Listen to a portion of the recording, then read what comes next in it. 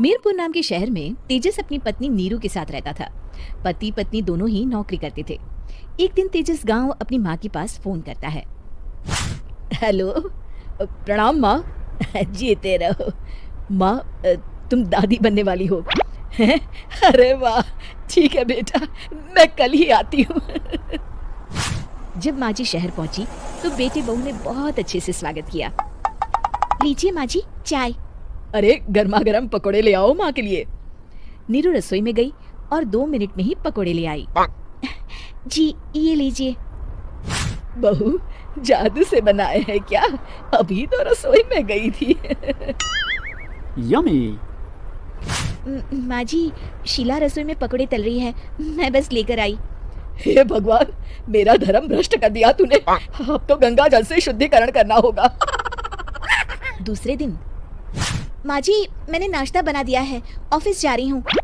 पर अभी तो घर का सारा काम पड़ा है। शीला आती ही होगी, झाड़ू पोछा बर्तन कपड़े वो सब कर लेगी। हमारे जमाने में घर का सारा काम हम ही करते थे। जी माँ जी, आप बहुत होशियार हैं, मैं घर ऑफिस दोनों नहीं संभाल पाती। तो जरूरत क्या है घर से बाहर जाकर चाकरी करने की? वैसे भी घर का काम खुद करने से घर में बरकत आती है, समझी? पर माँ जी। पर वर कुछ नहीं, इस महीने की पगार मिले फिर ऑफिस बंद है। हाँ। रात को नीरू तेजस से कहती है, सुनिए जी, माँ जी बोल रही थी कि मैं नौकरी छोड़ दूं।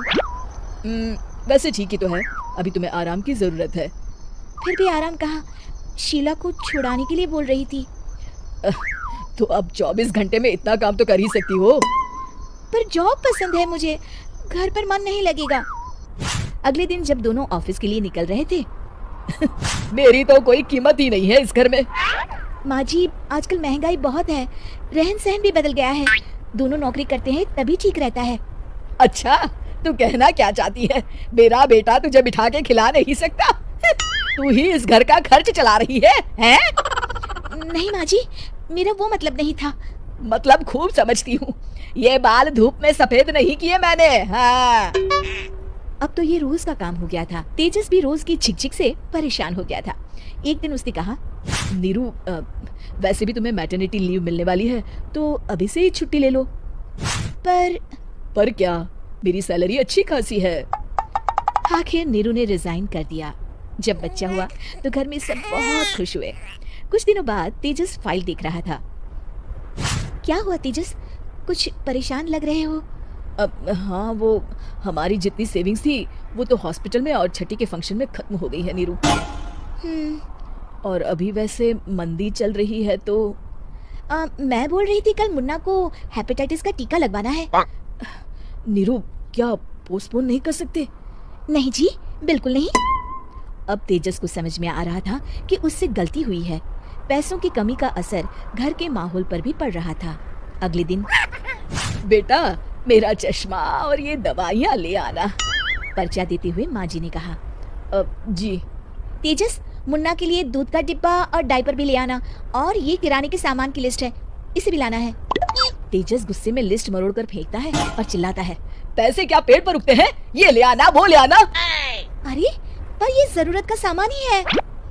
वो गुस्से में बिना कुछ कहे ऑफिस चला गया। अरे लंच तो ले जाइए।